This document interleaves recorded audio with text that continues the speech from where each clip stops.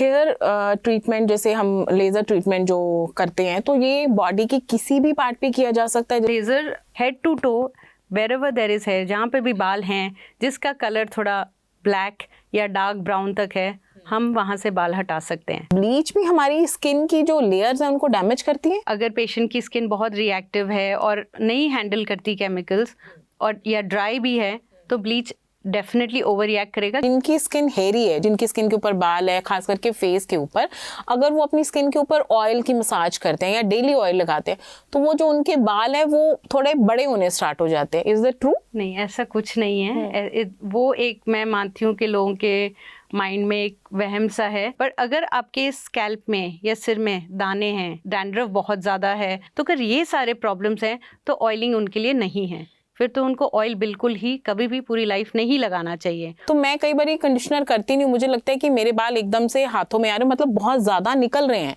तो ऐसा क्यों होता है? जब भी बाल टूटते हैं, majority of the times, I would say 80% of the time जब हमारे बाल टूटते हैं, हमारे वीक रूट्स की वजह से टूट रहे हैं।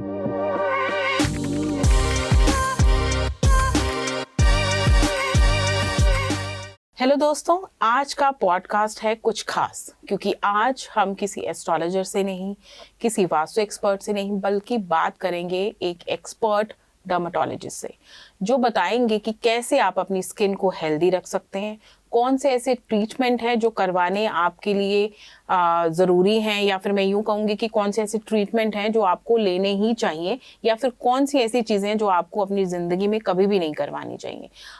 हम सबकी अपनी स्किन को लेके बहुत सारे ऐसे डाउट्स होते हैं, बहुत सारे ऐसे प्रोडक्ट होते हैं जिनके बारे में हमारे दिमाग में ऐसे डाउट्स रहते हैं, लेकिन हमें होता है कि वो चीज़ें हम करवाएं, हमारे पास वो चीज़ें होनी चाहिए। लेकिन क्या वो प्रोडक्ट या फिर कुछ ऐसी टेक्निक्स जो आजकल मार्केट में अवेलेबल हैं, डॉक्टर्स के पास अवेलेबल हैं, क्या वो हमारी स्किन के लिए हेल्दी हैं? इन्हीं सभी बातों पे हम चर्चा करेंगे डॉक्टर रोमा जी से, जो कि आज हमारे साथ इन्हीं सभी टॉपिक के ऊपर बातचीत करने के लिए बनी हुई हैं। डॉक्टर रोमा, आपका बहुत बहुत स्वागत है। Thank you ji. Doctor Roma, जैसे कि आप एक एक्सपर्ट डर्मेटोलॉजिस्ट हो, इतने टाइम से आप इस लाइन में काम कर रहे हो, तो सबसे पहले जो मेरा आपसे सवाल है वो है लेज़र ट्रीटमेंट के ऊपर। लेज़र का नाम सुनते ही जब हमारे दिमाग में एक पिक्चर बन जाती है हेयर ग्रोथ की, और हेयर ग्रोथ का नाम सुनते ही हम लेडीज़ के बारे में जो सोचते हैं, क्योंकि आजकल हार्मोन्स हैं वो इनबैलेंस हो जाते हैं, और उसकी वजह से जैसे कईयों के चिन पे हेयर ग्रोथ हो रही है, अपर लिप्स पे हो रही है, और कईयों के तो पूरे फेस पे भी हम देखते हैं कि हेयर ग्रोथ हो जाती है। तो ऐसे में क्या लेज़र जो टेक्निक है, ट्रीटमेंट है, वो करवाना बेनिफिट है उनके लिए, बेनिफिशियल है या कैसे है? लेज़र सबसे पहले मैं बताना चाहूँगी कि सिर्फ हेयर ग्रोथ के लिए नहीं यूज़ होता, या हेयर रिडक्शन के लिए नहीं यूज़ होता। Laser is a device, I would say it's a machine or it's a technology which uses amplified light source use होता है उसमें, पर्टिकुलर वेवलेंथ्स का, और हमारे बॉडी में कुछ क्रोमोफोर्स और केमिकल्स होते हैं जो उस वेवलेंथ को अब्जॉर्ब करते हैं और उस चीज़ को या तो डिस्ट्रॉय करते हैं या रिकंस्ट्रक्ट करते हैं। अच्छा। सो जब हम बात करते हैं लेज़र के लिए, तो it is used hair reduction के लिए भी यूज़ होता है, हमारी बालों की ग्रोथ कम करने के लिए होता है, चाहे वो चेहरे की हो, चाहे बॉडी की हो, और चाहे लड़के की हो, चाहे लड़की की हो। सो इसमें लेज़र रिडक्शन के लिए सिर्फ बाल की अहमियत होती है और बालों के रंग की अहमियत होती है। जो काले रंग के बाल होते हैं उन पे ही लेज़र असर करता है, जो लाइट ग्रे या वाइट कलर के बाल होते हैं उस पे लेज़र बिल्कुल नहीं असर करता। सो सिर्फ कलर की अहमियत होती है, इसके अलावा लेज़र किसी किस्म के बाल को भी काफ़ी हद तक ग्रोथ कम कर सकता है। ऑल्सो लेज़र यूज़ होता है हमारी स्किन की रिजुविनेशन के लिए, जैसे हमारी झुर्रियाँ पड़ती हैं उनकी करेक्शन के लिए भी लेज़र यूज़ होता है। स्कार्स जो होते हैं हमारे बॉडी पे किसी वजह से जो पड़ गए होते हैं, चाहे वो चिकन पॉक्स हो या चोट की वजह से या किसी सर्जरी की वजह से स्कार्स पड़े हों, उसमें भी लेज़र यूज़ होता है रीसर्फेसिंग या स्किन के टेक्सचर को दोबारा नॉर्मल दिखने के लिए। सो पिगमेंटेशन हटाने के लिए भी लेज़र यूज़ होता है, जैसे छाइयाँ होती है कुछ लेडीज़ की, या किसी भी सन डैमेज की वजह से स्किन पे पिगमेंटेशन आई होती है, किसी गलत दवाई खाने की वजह से स्किन में पिगमेंटेशन या कलर गहरा हो जाता है, उसको हटाने के लिए भी लेज़र यूज़ होता है। सो लेज़र के एप्लीकेशन तो बहुत सारे हैं, पर मोस्ट कॉमन जो जनरली लोग जानते हैं वो है हेयर रिडक्शन या बालों की ग्रोथ कम करने के लिए। करना। तो सबसे बड़ा जो इसमें मुझे लग रहा है कि वो ये डाउट है कि हमें लगता है कि जो लेजर ट्रीटमेंट है वो बालों की ग्रोथ को खत्म कर देता है, पर आप बोल रहे हैं कि वो बालों की ग्रोथ को कम कर देता है। तो इससे क्या पूरी तरह मतलब 100% स्किन के बाल खत्म हो जाते हैं, या फिर मतलब कुछ सिटिंग्स लेनी पड़ती हैं आपको सो दैट कि वो वापस नहीं आए? ऐसा है ना कि लेजर को हम रिमूवल कभी नहीं कहते, हम लेजर हेयर रिडक्शन कहते हैं। ओके, सो क्योंकि एक रिमूवल जब हम नाम लेते हैं तो पेशेंट के माइंड में या लोगों के माइंड में ये बात रहती है कि बाल कंप्लीटली हट जाएंगे, एक हेयरलेस स्किन हो जाएगी हमारी, जैसे वैक्सिंग के बाद होती है। तो ऐसा नहीं होता, हेयर की ग्रोथ रिड्यूस होती है, और वो रिड्यूस एक सिटिंग में नहीं होती, इसके लिए मल्टीपल सेशंस लगते हैं। हर 3 या 4 हफ्ते बाद हम पेशेंट को बुलाते हैं, सेशंस देते हैं। उससे बालों की डेंसिटी, जो अगर 100 बाल हो रहे किसी एक जगह पे हैं तो 100 से पहले 70 होंगे, मतलब 70 होंगे या 50 होंगे, कम होते चले जाएंगे। डेंसिटी थोड़ी एरिया में कम होती जाती है, उसकी थिकनेस कम होती जाती है। अगर बहुत थिक थे तो थोड़े थोड़े पतले पतले होके एकदम फाइन बेबी जैसे बेबीज के बाल होते हैं वैसे हो जाते हैं। अच्छा। ऑल्सो कलर कम हो जाता है। सो अगर बहुत डार्क था पहले, इट कम्स डाउन टू एकदम जैसे गोल्डनिश कलर हो जाता है। बहुत बार होता है ऐसा भी है कि कंप्लीटली हेयरलेस भी हो जाते हैं। अच्छा, स्किन हेयरलेस हमारी हो जाती है, पर उसकी हम एज डर्मेटोलॉजिस्ट गारंटी नहीं देते, क्योंकि ये टेक्नोलॉजी ऐसी नहीं है जो कंप्लीटली रिड्यूस करे। पर यस, काफ़ी हद तक, almost I would say 80-90% reduce हो जाता है ग्रोथ, इसलिए हम रिडक्शन कहते हैं और रिमूवल नहीं कहते हैं। और ये सबसे बड़ी बात है मुझे लगता है जो हमारे इस शो के माध्यम से हमारे जो व्यूवर्स हैं उनको पता चली है, क्योंकि अक्सर लोगों को लगता क्या है, लोगों की शिकायत हो जाती है कि हमने इतने महंगे ट्रीटमेंट्स करवाए लेकिन फिर भी बालों की जो है वो रीग्रोथ हो गई। लेकिन ये टेक्निक ही ऐसी है, जब भी आपने अभी बताया कि इससे रिमूव नहीं होते हैं लेकिन बालों की जो ग्रोथ है वो कम हो जाती है आनी। अच्छा, एक और बात, जब हम लेज़र की बात कर रहे हैं तो हमें पता है कि एक ऐसी लाइट जो हमारी स्किन के अंदर जा रही है, लेज़र की जो ऐसी किरणें हैं जो स्किन के अंदर पहुंच के उन चीज़ों को डेड करती है सो दैट कि हेयर ग्रोथ कम हो। तो क्या इन फ्यूचर तो ये लेज़र ट्रीटमेंट कोई नुकसानदेह है, या इन फ्यूचर कोई नुकसान इसका देखने को मिला है? जैसे मैंने बताया, लेज़र एक पर्टिकुलर क्रोमोफोर होता है, एक पर्टिकुलर केमिकल होता है जिसको जिस पे वो अटैक करता है, जिसकी वजह से हमें हमारा रिजल्ट मिलता है। अच्छा, ठीक है। तो उसकी एक पर्टिकुलर वेवलेंथ होती है जो वो केमिकल पे वर्क करती है, उसका असर वहीं तक है, उस चीज़ को डिस्ट्रॉयड करने तक है। उसकी आसपास की चीज़ों को वो बिल्कुल डिस्टर्ब नहीं कर सकता, क्योंकि उसमें उतनी वेवलेंथ ही नहीं होती। सिर्फ उतनी ही वेवलेंथ और एनर्जी होती है कि उस चीज़ को डिस्ट्रॉय करे। और जब हम बालों की ग्रोथ की बात करते हैं या हेयर रिडक्शन की बात करते हैं, तो हमारे बालों में जो क्रोमोफोर है वो है हमारा कलर, जो बालों का कलर होता है। और जो वेवलेंथ है उसकी वेरिएशंस हैं 700 से लेके 1000 आई थिंक 1060 तक की वेवलेंथ के लेज़र्स आते हैं हेयर रिडक्शन के लिए। वो वेवलेंथ सिर्फ बालों के कलर पे वर्क करती हैं और आसपास की स्किन को बिल्कुल टच भी नहीं, या टिश्यू को या सेल्स को बिल्कुल टच भी नहीं करती। सो इन अ वे देखा जाए तो साइड इफ़ेक्ट्स बिल्कुल ना के बराबर होते हैं। अच्छा, ज़रूरी सिर्फ इतना होता है कि हम वेवलेंथ के साथ energy levels, particular energy levels हैं, वो हमें मॉनिटर करने चाहिए। और वो अगर कोई स्पेशलिस्ट हो जिसके पास एक्सपीरियंस हो, वो ही जान सकता है कि इस वेवलेंथ के साथ कितनी एनर्जी देनी चाहिए और किस किस्म के हेयर ग्रोथ पे कितनी एनर्जी देनी चाहिए, वो ज़्यादा ज़रूरी है। Okay. ये बहुत अदरवाइज बहुत सेफ टेक्निक है और बहुत प्रॉमिसिंग रिजल्ट्स हैं, स्पेशली जो हेयर ग्रोथ से बहुत ही परेशान है, जिनको हर दूसरे दिन वैक्सिंग, थ्रेडिंग, ये चीज़ें करानी पड़ती हैं जो हेयर ग्रोथ को बढ़ाते हैं। इनमें से कोई भी चीज़ हेयर ग्रोथ को रिड्यूस नहीं करती। पर लेज़र एक ऐसी टेक्निक है, एक ऐसी टेक्नोलॉजी है जिससे हमारी growth at least if not anything 30-40% definitely reduce हो जाती है, मिनिमम। अब आई वुड से मिनिमम, मतलब मैक्सिमम भी 80-90% तो मैं आपको बता ही रही थी, पर इवन मिनिमम अगर हम worst come to worst scenario भी देखें 30-40% रिडक्शन फिर भी हो जाता है। सो वैसे सेफ्टी वाइज बहुत अच्छा है और प्रॉमिसिंग रिजल्ट्स होते हैं। एंड पेशेंट के लिए डे टू डे लाइफ थोड़ी ज़्यादा कॉन्फिडेंटली लीड कर सकता है वो। जैसे अभी आपने बताया कि इससे हमारी स्किन को इन फ्यूचर कोई नुकसान नहीं होता, तो हेयर ट्रीटमेंट जैसे हम लेज़र ट्रीटमेंट जो करते हैं तो ये बॉडी के किसी भी पार्ट पे किया जा सकता है? जैसे आजकल बहुत ट्रेंडिंग है, फुल बॉडी वैक्स ना करवाने की जगह लोग सोचते हैं कि फुल बॉडी लेज़र ट्रीटमेंट करवा लिया जाए, अंडर आर्म्स करवा लिए जाएँ, तो ये फुल बॉडी के लिए मतलब बेनिफिशियल है? यस, सो लेज़र सिर से के बालों से लेके पैर के अंगूठों पे भी लोगों के बाल होते हैं वहाँ तक, head to toe wherever there is hair, जहाँ पे भी बाल हैं जिसका कलर थोड़ा ब्लैक या डार्क ब्राउन तक है, हम वहाँ से बाल हटा सकते हैं। सो चाहे आप अंडर आर्म कह लो, फुल बॉडी कवर कर लो, so it is a very normal thing आजकल। तो इवन जो हमारे मेन हैं, मेल जेंडर्स हैं, वो भी आके करवाते हैं। जैसे बियर्ड शेपिंग होती है, हाँ। उनको अगर बहुत जैसे चीक्स पे बाल हैं और वो नहीं उनको अच्छा लग रहा है या उनकी पर्सनालिटी में उनको लगता है फ़र्क आ रहा है, तो वो भी आके करवा रहे हैं। सो it is for beard shaping, even the neck line में मेल कुछ आदमियों के यहाँ नेक लाइन तक भी बाल होते हैं, तो वहाँ पे भी। So there is no restriction, चाहे वो मेल हो, फीमेल हो, चाहे वो यंग हो, ओल्ड हो, exact the only thing is कि वहाँ पे बाल जो हैं कलर उनका ब्लैक होना चाहिए या डार्क ब्राउन तक।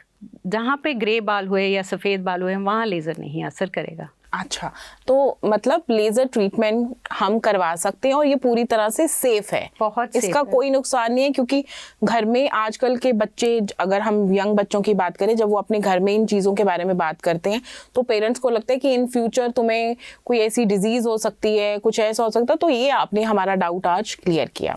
सेकेंड थिंग मैम, मैं इसी से रिलेटेड आपसे पूछूंगी, ये तो हम कर रहे थे बात हेयर रिमूवल ट्रीटमेंट की। आजकल एक और ट्रेंड चल गया है, वो ये हो गया है कि कईयों ने अपने आईब्रोज जो हैं उनको आईलैशेस हो गई हैं, ये आर्टिफिशियल लगने लग गई हैं, रीग्रोथ होती है क्या उनको बोलते हैं, है ना। और कईयों के आईब्रोज होते हैं जो बहुत कम होते हैं, इनकी भी फिलिंग होती है, तो ये भी क्या सेफ है? सो इनको हम मोस्टली कॉस्मेटोलॉजी या कॉस्मेटिक ट्रीटमेंट्स मानते हैं। अच्छा। They are not really considered as a medical line of treatment. Okay, they are considered, ये कॉस्मेटोलॉजी या कॉस्मेटिक ट्रीटमेंट्स मानते हैं हम। तो जैसे आईब्रो की फिलिंग आप कहते हैं, आईब्रो की फिलिंग, तो उसको कहते हैं माइक्रोब्लेडिंग, लोग करवाते हैं जिनके बहुत थिन बाल हैं, और या लैश एक्सटेंशंस कराते हैं, आई लैश एक्सटेंशंस कराते हैं, जो हमारी पलकें हैं उनके एक्स्ट्रा बाल लगवा के वहाँ पे लैश एक्सटेंशंस होती हैं। तो इन सब चीज़ों की सेफ्टी तब है उनकी तरीका सही हो। मेन ये है क्योंकि ये आपकी बॉडी में कोई चीज़ डाली जा रही है अलग से, ठीक है ना। तो इसमें सेफ्टी प्रोफाइल बहुत ज़रूरी होता है। And yes, again experience and technique तो इम्पॉर्टेंट होती है, पर क्योंकि इनमें नीडल्स और प्रिक्स इन्वॉल्व होती हैं, तो हम ये मानते हैं कि सेफ्टी प्रोफाइल बहुत हाई होनी चाहिए। You are in safe hands, वो बहुत ज़रूरी है। अदरवाइज देयर इज़ इसमें एज सच कोई प्रॉब्लम नहीं है। आपको अगर अपनी लुक्स एनहांस करने हैं तो करवा सकते हैं, बिल्कुल करवा सकते हैं। हम बात कर रहे थे प्री ब्राइडल की, जो आजकल लड़कियां करवाती हैं शादी से 2-3 महीने पहले वो स्टार्ट हो जाती है पार्लर में जाना, और कई बारी हम देखते हैं कि उसका नुकसान भी उनको होता है, क्योंकि मुझे लगता है कि अगर प्री ब्राइडल करवा रहे हो आप, आपकी शादी होने वाली है, तो किसी डर्मेटोलॉजिस्ट के पास जाके आप कुछ ऐसे ट्रीटमेंट्स करवा सकते हो जो आपकी ब्यूटी को और इन्हांस कर सकते हैं, रेदर देन आप किसी ऐसे सलून में जाओ जो आपको केमिकल से भरी हुई चीज़ें लगाएंगे जो इन फ्यूचर आपको नुकसान देगी। आपका क्या कहना है इस पे? तो जब लड़कियां शादी करने वाली होती हैं, उनको ये लगता है कि शादी वाले दिन हमारे से बेटर कोई ना दिखे, which is okay, which is बिल्कुल सही बात है। सबको लगता है कि हम अपनी शादी पे प्रिंसेस लगनी चाहिए, बट ऐसा होता है कि प्री ब्राइडल जो एक वर्ड है, पहले के ज़माने में सिर्फ ब्यूटी पार्लर्स या सलोन्स में लड़कियां जाती थी शादी से पहले, और 1-2 महीने पहले या महीना पहले वो अपना फेशियल्स वगैरह, ब्लीच वगैरह सारा कराना शुरू कर देते थे स्किन, ताकि थोड़ी अच्छी लगे। बट प्री ब्राइडल मैं मानती हूँ कि एक ब्यूटिफिकेशन होनी चाहिए सिर से लेके पैर तक, एंड आपकी स्किन सिर्फ उस दिन के लिए ना अच्छी लगे, बाकी आपके for future as a bride, as a daughter, daughter-in-law, wife, your skin should always glow. I mean post-marital glow जिसे कहते हैं। तो उसके लिए केयर सिर्फ एक सलोन ट्रीटमेंट से नहीं होता, प्री ब्राइडल गाइडेंस होती है इन टर्म्स ऑफ के उनकी डाइट, उनकी skin care routine day to day basis पे क्या होना चाहिए, और उनके पानी कितना पीना चाहिए, और कोई हार्मोनल इश्यूज हैं तो उनकी भी करेक्शन करनी चाहिए। सो सिर्फ ये सैलून वालों का काम नहीं है, they need a proper holistic approach चाहिए। यस, स्किन स्पेशलिस्ट का बहुत बड़ा रोल होता है when it comes to pre bridal. Normally salons में जब गर्ल्स जाती हैं, दे आर बम्बार्डेड विथ ये फेशियल करवा लें, वो फेशियल करवा लें, या अब ये लेज़र करवा लें, आप वो लेज़र करवा लें। अब जो ब्यूटी पार्लर्स वाली होती हैं उनको एक्चुअली स्किन का इन डेप्थ नॉलेज नहीं होता कि उस पेशेंट की या उस गर्ल की स्किन कैसी है, उस पर क्या प्रोडक्ट यूज़ करने चाहिए, क्या नहीं करने चाहिए। उनको ये होता है कि बस प्री ब्राइडल एक ग्लो देना है, हमने बस उनसे मतलब है। सो जब वो डर्मेटोलॉजिस्ट के पास जाती हैं, ऑफ कोर्स हमारे पास ट्रीटमेंट के ऑप्शंस बहुत हैं जो हम दे सकते हैं as a pre bridal to the girl, but सही एक ट्रीटमेंट पेशेंट को मिले जो उसकी स्किन को एनहांस करे, ना कि खराब करे। रिकमेंडेशन तो यही होती है कि डर्मेटोलॉजिस्ट के पास जाए। अच्छा, अभी हम मैम बात कर रहे थे ब्लीच की, तो आपने जैसे ही बोला तो मेरे दिमाग में आ गया, ब्लीच में बहुत हाई बोला जाता है कि वो अमोनिया होता है। Correct. तो वो जब हम अमोनिया मिक्स करके क्रीम के अंदर अपनी स्किन पे लगाते, एक बार तो स्किन 2-3 दिन के लिए तो बहुत चमक जाती है, आई थिंक सो वो आपके स्किन के जो हेयर्स है उनको वो ब्राउन कर देती है, और वो जो ग्लो होती है वो ब्राउन बालों की होती है, ना कि स्किन की होती है।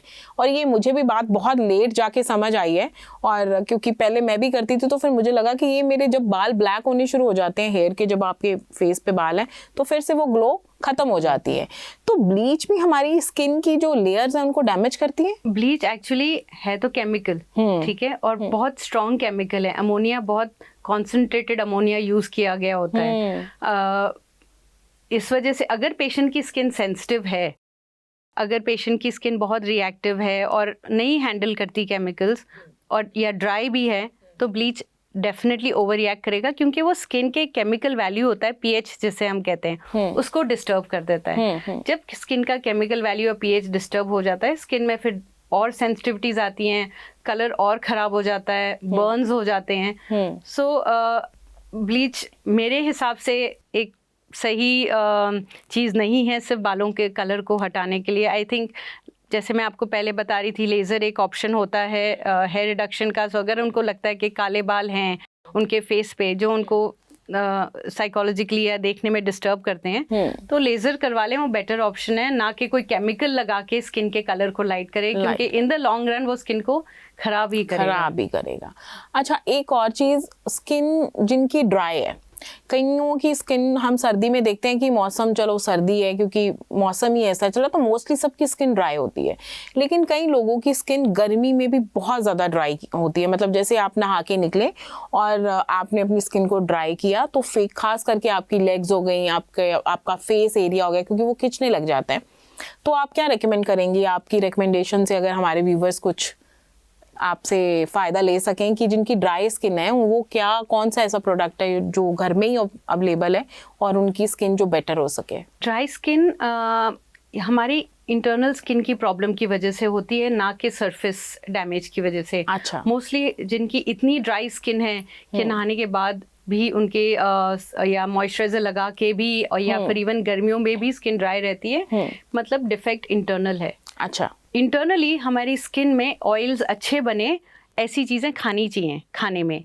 सो जैसे ओमेगा 3 रिच फूड्स होते हैं, जिसे हम कहते हैं अलसी, सभी घरों में मोस्टली होता है आजकल तो अलसी, या फिर सीड्स होते हैं सारे, जो सनफ्लावर सीड्स हैं, जैसे मगज के भी सीड्स हैं, जो सीड्स होते हैं वो बहुत ओमेगा 3 रिच होते हैं, और they are healthy for the hair, nails, skin, सबके लिए, क्योंकि वो नेचुरल ऑयल्स आपकी स्किन में बना रहे हैं। अच्छा। सो एक हेल्दी डाइट बहुत ज़रूरी होती है जिनकी स्किन ड्राई है। अब घर में हमारे एक चीज़ बहुत सबके घरों में होती है, एक नारियल का तेल। हाँ बिल्कुल, कोकोनट ऑयल, ठीक है।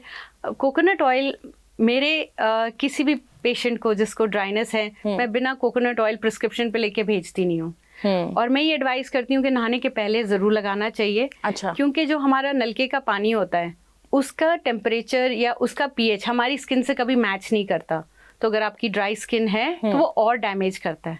अच्छा। सो नहाने से पहले तेल लगाने से वो एक डैमेज प्रिवेंट हो जाता है। दूसरा, अगर आपकी स्किन बहुत ड्राई है, गर्म पानी नहीं यूज़ करना चाहिए, बहुत टेम्परेचर आपका हमेशा थोड़ा ल्यूक वार्म या ठंडे साइड पे होना चाहिए अगर आप बहुत इची फील करते हैं नहाने के बाद। अच्छा। नहाने के बाद एक मॉइस्चराइज़र ज़रूर यूज़ कर सकते हैं। अगर आपको बाज़ार से मॉइस्चराइज़र्स नहीं यूज़ करने, आप फिर नारियल का तेल यूज़ कर सकते हैं। उसमें आप विंटर्स में थोड़ा बादाम रोगन तेल जो होता है, आलमंड ऑयल होता है हमारा, हाँ वो जी। भी आप मिला के अपने पूरे बॉडी पे नहाने के बाद गीली स्किन पे लगा सकते हैं। जिनकी स्किन ड्राई है, मैं एडवाइस करती हूँ कि टॉवल बिल्कुल नहीं लगाना चाहिए। स्किन को नहाने के बाद मलना नहीं चाहिए किसी टॉवल से या कपड़े से, उससे हमारी स्किन पे जो मॉइस्चराइजर्स होते हैं वो हट जाते हैं। मैम अभी आपने बोला कि जिनकी स्किन ड्राई है उनको कोकोनट ऑयल यूज़ करना चाहिए नहाने से पहले, या फिर आलमंड ऑयल जो होता है बहुत ही हेल्दी है, मैंने भी सुना है। लेकिन कहीं शायद मैंने पढ़ा था या मैंने सुना था कि जिनकी स्किन हेयरी है, जिनकी स्किन के ऊपर बाल है, खास करके फेस के ऊपर, अगर वो अपनी स्किन के ऊपर ऑयल की मसाज करते हैं या डेली ऑयल लगाते हैं तो वो जो उनके बाल है वो थोड़े बड़े होने स्टार्ट हो जाते हैं। Is that true? नहीं, ऐसा कुछ नहीं है। वो एक मैं मानती हूँ कि लोगों के माइंड में एक वहम सा है, बट कोकोनट ऑयल अगर आपकी स्किन ड्राई है कभी भी हेयर ग्रोथ कभी बढ़ाएगी नहीं। It has nothing to do with hair growth. Yes, पर अगर आपके एक फैमिली में हिस्ट्री है ऑलरेडी एक्सेसिव हेयर ग्रोथ की, जो मोस्टली होती है, या आपको पीसीओडी की प्रॉब्लम है, तो हेयर ग्रोथ हार्मोनली हो रहा है, ना कि कोकोनट ऑयल लगाने से। कोकोनट ऑयल सिर्फ स्किन के लेवल तक रहता है और उसको सिर्फ कंडीशन करता है, स्किन के लेवल तक, रूट्स तक जाता नहीं है इतना कि वो आपकी हेयर ग्रोथ को बढ़ा ले। वो सिर्फ कंडीशनिंग के लिए होता है। सो वो एक मिथ है, एक वहम है लोगों के माइंड में। ओके तो मतलब फेस पे आप बेझिझक होके ऑयलिंग कर सकते हो, ऑयल लगा सकते हो। और ऑयल मुझे लगता है बहुत अच्छा एक मेकअप रिमूवर भी माना जाता है, क्योंकि मैंने बहुत सारी ऐसी वीडियोस भी देखे हैं, लोग कॉटन बॉल्स पे लगा के ऑयल और अपना फेस जो है वो क्लीन करते हैं, तो वो बड़ा अच्छे से क्लीन भी हो जाता है, रेदर देन कि हम कोई केमिकल लगा के अपना फेस का जो मेकअप है वो उतारे। अच्छा मैम, एक और बात वो है, अब ड्राई स्किन वालों को आपने एक टिप दे दिया, अब हम बात करेंगे जिनकी ऑयली स्किन होती है। मोस्टली टीन एज के जो बच्चे हैं, कॉलेज गोइंग जो लड़कियां और लड़के हैं, उनको ऑयली स्किन की वजह से बहुत सारे पिंपल्स हो जाते हैं, और कईयों को वो पिंपल्स इतने ज़्यादा फेस पे भर जाते हैं, इतने बुरे लगते हैं जब वो ठीक भी होते हैं, क्योंकि उनके फेस के ऊपर काले काले उसके दाग और धब्बे छूट जाते हैं। और यंग एज है, कॉलेज गोइंग वो बच्चे होते हैं, तो अपना अच्छा दिखना भी है और मुझे सुंदर भी लगना है, इस चक्कर में वो बहुत सारे जो भी एडवर्टीजमेंट आ रही है, जो भी टीवी पे इंटरनेट पे वो देखते हैं, वो वही वाली चीज़ें अप्लाई करते हैं। और मुझे लगता है शायद 2 को रिजल्ट अच्छा मिलता है लेकिन 10 को ख़राब मिलता है, क्योंकि उन सभी में भी केमिकल्स होते हैं। तो जिनकी स्किन ऑयली और जिनको पिम्पल्स हैं, उनके लिए आप क्या सजेस्ट करेंगे? कोई क्रीम या फिर कोई घर में कोई ऐसा ट्रीटमेंट? तो आप जिसे पिंपल्स कहते हैं, हमारी मेडिकल टर्म्स में उसको एक्ने कहते हैं। और एक्ने के बहुत वेरिड रीजंस होते हैं। एक्ने क्यों होते हैं? जब भी हमारा हार्मोनल इम्बैलेंस होता है स्किन में, तब एक्ने निकलते हैं। अच्छा। ऑल्सो वो हार्मोनल इम्बैलेंस आपके अगर डाइटरी रीजंस की वजह से, आपका पर जो है डाइट बहुत अनहेल्दी है, आप जैसे टीनेजर्स बहुत जंक फूड खाते हैं, उनका नॉर्मल खाना, रोटी सब्जी दाल तो वो पसंद ही नहीं करते या देखना भी नहीं चाहते हैं। उनको पिज़्ज़ा, बर्गर्स, कोल्ड ड्रिंक्स, इन सब में बहुत high level of bad calories या बैड ऑयल्स होते हैं। वो हमारे स्किन के पोर्स को ब्लॉक कर देते हैं। तो अगर आपका हार्मोनल इम्बैलेंस नहीं भी है तब भी हो जाता है। तो एक तो होता है जिसे हम कहते हैं, मेडिकल टर्म है पीसीओडी, ठीक है, पॉलीसिस्टिक ओवेरियन डिजीज जिसे हम कहते हैं।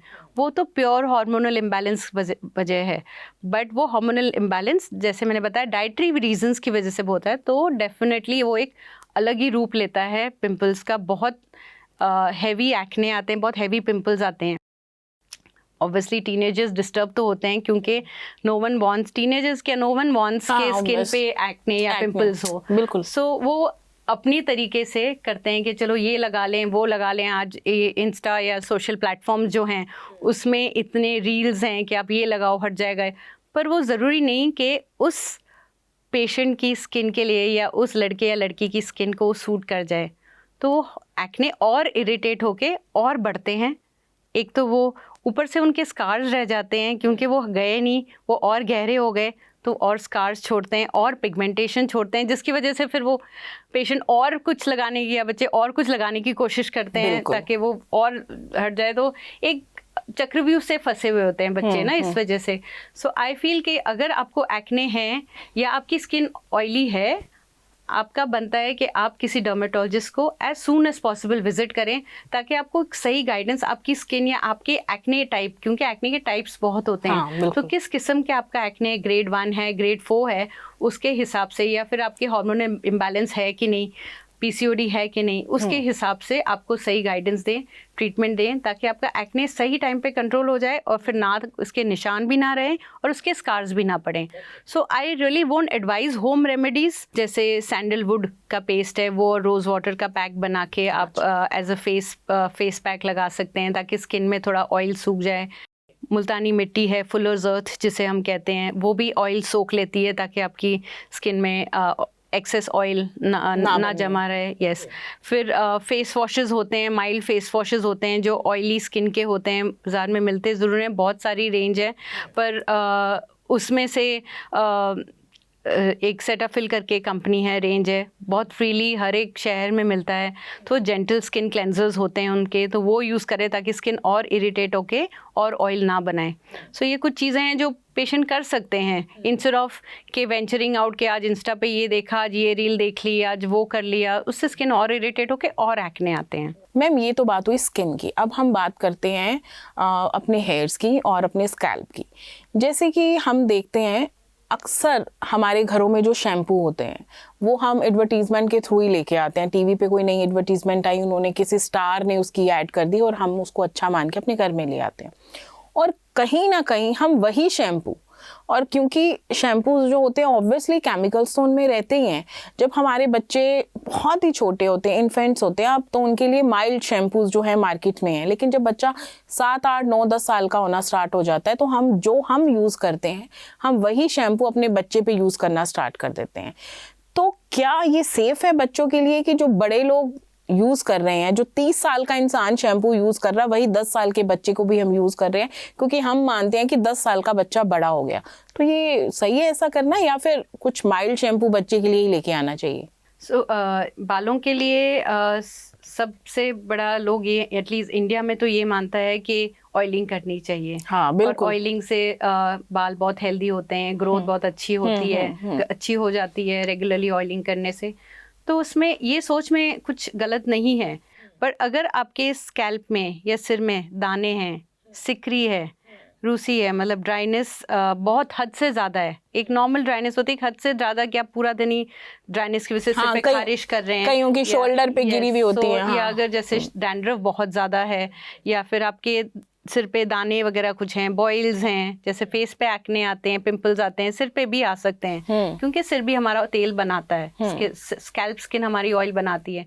तो अगर ये सारे प्रॉब्लम्स हैं तो ऑयलिंग उनके लिए नहीं है, फिर तो उनको ऑयल बिल्कुल ही कभी भी पूरी लाइफ नहीं लगाना चाहिए। ऑयलिंग सिर्फ उनके लिए जिनका स्कैल्प नॉर्मल है, थोड़ा बहुत ड्राई रहता है, उनके लिए oil is a good conditioner before wash. Oil नहाने के बाद कभी भी नहीं लगाना चाहिए बालों में, क्योंकि वो हमारे पोर्स को ब्लॉक कर देता है, स्किन हमारे स्कैल्प की ब्रीथ नहीं कर पाती। और हमारे इंडिया में ये ट्रेंड है, बच्चों को नहला के माएँ उनकी ऑयल से मसाज करती हैं कि तेरे बाल बहुत लंबे और सुंदर हो जाएंगे। ये थोड़ी ये सोच थोड़ी गलत है कि नहाने के बाद भी तेल लगाना चाहिए, वो नहीं करना चाहिए। और अब शैम्पू की बात करें तो बच्चों की स्किन जो है ना तेल कम बनाती है। अच्छा। वर्सेस जो हम एक बार प्यूबर्टी एज पे आ जाते हैं, जब हमारी बॉडी में हार्मोनल शिफ्ट आता है 10-11 ईयर्स के बाद, जो हमारी बॉडी ऑयल बनाने लगती है अच्छी मात्रा में, तो उस एज पे हमें ऑयल शैम्पू अपना डेफिनेटली चेंज करना चाहिए। जो हम बचपन में या अपने स्कूल डेज़ में, इन्फेंसी में यूज़ कर रहे थे वो शैम्पू, वो हम बाद में आगे कैरी फॉरवर्ड ना करें, क्योंकि जो बेबी शैम्पूज़ होते हैं, जो मार्केट में बेबी शैम्पूज़ मिलते हैं, वो कंडीशनिंग ज़्यादा होते हैं, क्लीनिंग कम करते हैं। अच्छा, ओके। क्योंकि हमें ऑयल चाहिए होता है इनके बालों में, उनके रूट्स को हेल्दी बनाने के लिए। But after the age of 10 years हमें शैम्पू जो यूज़ करने चाहिए वो जितना हो सके केमिकल फ्री होने चाहिए, जिसमें सल्फेट्स और पैराबेन्स नाम के 2 केमिकल्स होते हैं वो ना हो। अच्छा। क्योंकि वो हमारे रूट्स की ग्रोथ को डिस्ट्रॉय करते हैं, और बालों की जो टेक्सचर है या जो केराटिन बॉन्ड्स हम मानते हैं, जो बालों की लंबाई में हमारे बॉन्ड्स होते हैं, केराटिन बॉन्ड्स, उनको डिस्ट्रॉय कर देती हैं। तो फिर बाल बीच में से टूटने लगते हैं। जड़ों से तो टूट ही रहे हैं क्योंकि रूट्स डैमेज हो रहे हैं, प्लस इवन लेंथ में टूटने लगते हैं क्योंकि हम ये सल्फेट पैराबेन वाले शैम्पूज यूज कर रहे हैं जो ज्यादातर मार्केट में मोस्टली अब मिल रहे हैं, जो एडवर्टाइज होते हैं वो नहीं स्पेसिफाई करते कि ये सल्फेट पैराबेन फ्री हैं। But ma'am shampoo is safe, क्योंकि पुराने बुजुर्गों की अगर मैं बात करूं तो वो बोलती हैं, और उनके पहले समय में हम देखते थे लोगों के बाल बहुत हेल्दी होते थे, लंबे होते थे। दादी नानी की अगर हम बात करें तो अब अगर हम उनसे अभी देखते हैं कि अगर हम उनसे कोई बात करते हैं तो वो बोलते हैं कि हम तो साबुन से नहाते थे, तुम बच्चे अब शैम्पू से नहाते हो इसीलिए तुम लोगों के बाल खराब हो जाते हैं, हम तो साबुन से नहाते थे। तो मेरा एक ये भी डाउट है कि क्या शैम्पू यूज करना सेफ भी है या फिर साबुन ही बेस्ट ऑप्शन है? तो आप मानोगे नहीं, मैंने अपने बहुत बचपन के बहुत सालों तक शिकाकाई और रीठा से बाल धोए हैं। I think till I was even medical college में थी मैं तब तक रीठा और शिकाकाई से बाल धोती थी, बिकॉज मुझे ये बोला गया था कि शैम्पू अच्छे नहीं होते। और हमारे जो पहले साबुन या जो भी आते थे हेयर वॉश के लिए, शिकाकाई के नाम से एक साबुन भी आता था जिससे बाल धोए जाते थे, क्योंकि उनमें केमिकल्स नहीं होते थे। आजकल के शैम्पू में क्योंकि हम ये ग्रोइंग डिमांड हो गई है लोगों की कि हमारे बाल सिल्की ज्यादा लगे, हमारे बाल स्मूथ ज्यादा हो या स्ट्रेट ज्यादा हो, उस वजह से लोगों ने शैम्पूज बनाए जिसमें केमिकल्स इतने होते हैं कि बाल सिल्की तो हो जाते हैं पर लॉन्ग रन में वो फिर डैमेज और टूटते भी उतना ही है। सो शैम्पूज यूज करना गलत नहीं है, picking the right shampoo is very important, and also you have to make sure that आप शैम्पू करने के बाद कंडीशनर जरूर करें अगर आपके बालों की लेंथ है, क्योंकि ये शैम्पूज में सल्फेट पैराबेन्स नहीं होते, वो बालों को स्मूथ नहीं रखेंगे। तो स्मूथनिंग के लिए आपको कंडीशनिंग लेंथ में जरूर करनी चाहिए, तो उससे बाल हेल्दी रहते हैं और बीच में से टूटते भी नहीं है। कंडीशनर की अगर हम बात कर रहे हैं अभी, तो कंडीशनर को लेकर ना मेरे माइंड में एक सवाल वो आया कि जब हम कंडीशनिंग करते हैं अपने लंबे बालों पे तो बाल कई बारी क्या होता है कि वो ऐसे हाथ में आते हैं। When you are wash your hairs, तो आपके जो लंबे लंबे बाल है वो हाथ में आने शुरू हो जाते हैं। इस डर से मैं अपनी पर्सनल एक्सपीरियंस आपको बता रही हूँ, तो मैं कई बार कंडीशनर करती नहीं हूँ, मुझे लगता है कि मेरे बाल एकदम से हाथों में आ रहे हैं, मतलब बहुत ज्यादा निकल रहे हैं। तो ऐसा क्यों होता है, या वो स्ट्रेट कर हो जाते हैं उसकी वजह से होता है, क्यों होता है ऐसा? जब भी बाल टूटते हैं majority of the times, I would say 80% of the time जब हमारे बाल टूटते हैं हमारे वीक रूट्स की वजह से टूट रहे हैं। हमारे रूट्स किसी भी रीजन से ABCD न्यूट्रिशनल, हमारा खाना पीना ठीक नहीं है या हमारा स्ट्रेस है लाइफ में या हार्मोन्स डिस्टर्ब्ड हैं, हमारे बाल जो टूटते हैं रूट्स से टूटते हैं।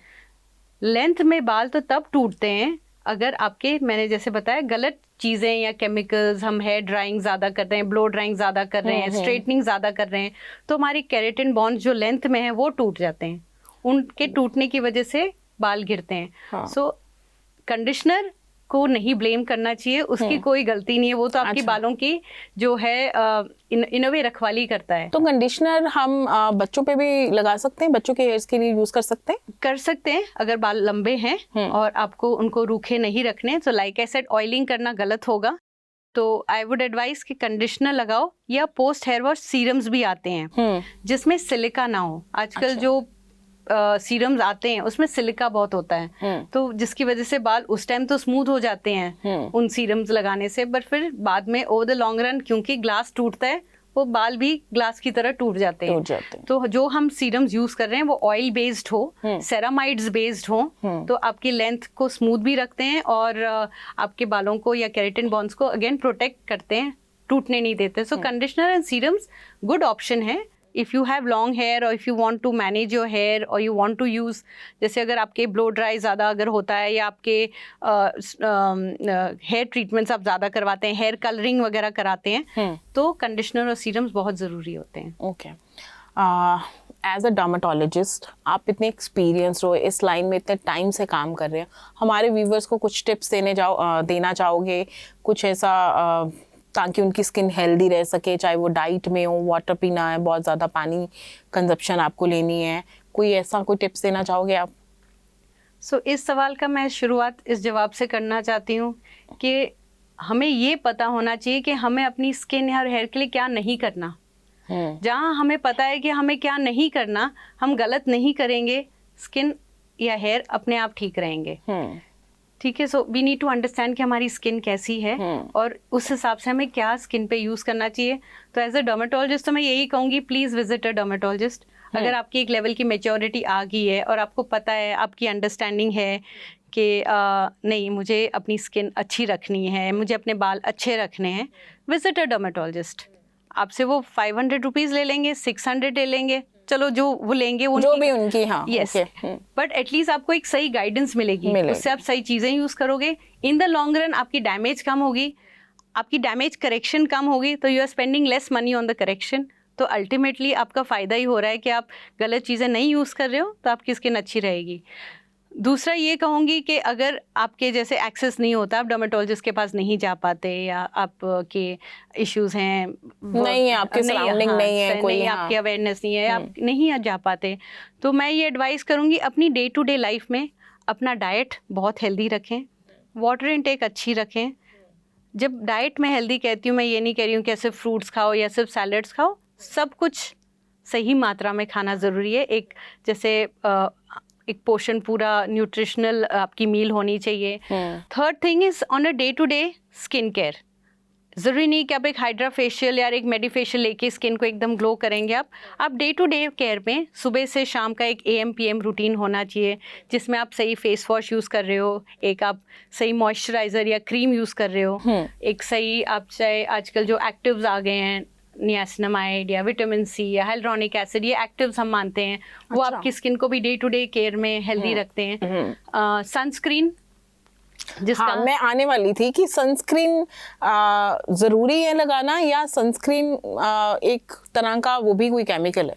सनस्क्रीन केमिकल होते हैं, इसमें कोई डाउट नहीं है, पर आपकी स्किन को बहुत सारी चीज़ें से वो प्रोटेक्ट भी करते हैं अगर सही मात्रा में यूज़ करा जाए और सही क्वालिटी यूज़ करी जाए। ओके। सो आपकी स्किन में एक UV रेज का डैमेज बहुत मेजर डिफेक्ट्स ला सकता है, चाहे वो झुर्रियाँ हो, चाहे वो पिगमेंटेशन हो, चाहे कैंसर्स भी हो जाते हैं स्किन के, अगर आप बहुत ज़्यादा इंटेंसिटी की UV रेज का एक्सपोजर होता है। सो सनस्क्रीन एक बहुत बेनिफिशियल चीज़ है, और मैं मानती हूँ कि at least beyond the age of 5-6 अगर आप आउटडोर्स रहते हैं और आपकी सन एक्सपोजर बहुत ज़्यादा है, आपको डेफिनेटली सनस्क्रीन यूज़ करना चाहिए।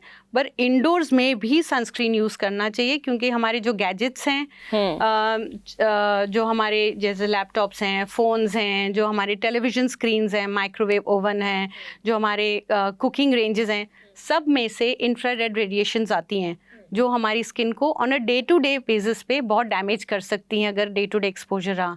सो even when you are at home, not going out, कहीं बाहर आना जाना नहीं है, तब भी सनस्क्रीन इज़ अनिवार्य। It's like an absolute must, specially हमारे इंडियन स्किन के लिए। सो एक AM PM रूटीन होना चाहिए जिसमें सनस्क्रीन आपकी स्किन के हिसाब से, ऑयली है, ड्राई है, उसके हिसाब से एक सनस्क्रीन ज़रूर यूज़ करना चाहिए। और same thing is at night, एक आपकी स्किन के हिसाब से आप फेस वॉश, एक मॉइस्चराइज़र, अगेन कोई एक्टिव पेप्टाइड्स यूज़ कर सकते हैं स्किन केयर की रूटीन में। और अगर आपकी एजिंग चेंजेस आने लगे हैं आफ्टर 30-35, एज प्रिवेंटिव भी हम एक एंटी एजिंग रूटीन नाइट में बना सकते हैं। और ये गाइडेंस फ्रैंकली एक डर्मेटोलॉजिस्ट दे पाएगा आपको। अगर आप किसी की इंस्टा रील देखकर या किसी के वो शो देखकर अगर आप सोचते हो कि नहीं मेरे लिए ये ठीक है, वो गलत होगा, क्योंकि आप अपनी स्किन को अंडरस्टैंड नहीं किया आपने, जो एक डर्मेटोलॉजिस्ट ही बता पाएगा आपको। तो आज आपने इतनी अच्छी जानकारी दी, और सबसे पहले तो लेज़र को लेके जो लोगों के मन में डाउट था, और कहीं ना कहीं शायद मेरे मन में भी ये चीज़ों का डाउट था कि लेज़र ट्रीटमेंट करवाने से इन फ्यूचर शायद कोई प्रॉब्लम आ सकती है, वो आज क्लियर हो गया। और बड़ा मज़ा आया आज आपसे बात करके। तो मुझे आशा है कि आज आपने बहुत ही महत्वपूर्ण जानकारी जो है वो डॉक्टर रोमा से ली है, क्योंकि आज उन्होंने बहुत सारी चीज़ें क्लियर की। एक तो लेज़र ट्रीटमेंट के बारे में हमारी माइंड में जो एक पिक्चर थी वो क्लियर हुई, और सेकंड थिंग इज जो ऑयलिंग को लेके माओ ने हम सबके दिमाग में जो चीज़ डाल रखी है कि ऑयल लगाना बालों के लिए बहुत ही ज़रूरी है। आफ्टर वॉश जब हम अपनी हेयर वॉश कर लेते हैं, सब अपने घरों में अपने बच्चे हों चाहे बड़े हों, सब ऑयलिंग करते हैं। और अभी पर उन्होंने बताया कि ऐसा करने से हमारे जो हेड के जो पोर्स होते हैं वो क्लोज हो जाते हैं, और कहीं ना कहीं वो हेयर ग्रोथ में भी बाधा होती है उनसे। तो अगर आपका कोई ऐसा क्वेश्चन है जिसका आंसर आप जानना चाहते हैं, या कोई ऐसी आपको स्किन से रिलेटेड कोई प्रॉब्लम है जिसका उत्तर आप जानना चाहते हैं, तो नीचे हमारे नंबर्स चल रहे हैं, नंबर्स पे आप कॉल करके या फिर मैसेज करके आप हमें अपना जो प्रश्न है वो भेज सकते हैं। हम कोशिश करेंगे कि आपके प्रश्नों का उत्तर हम अपने इसी शो के दौरान आपको दे सकें। मिलेंगे हम अपने अगले एपिसोड में अगले किसी नए एक्सपर्ट के साथ। तब तक के लिए बाय बाय।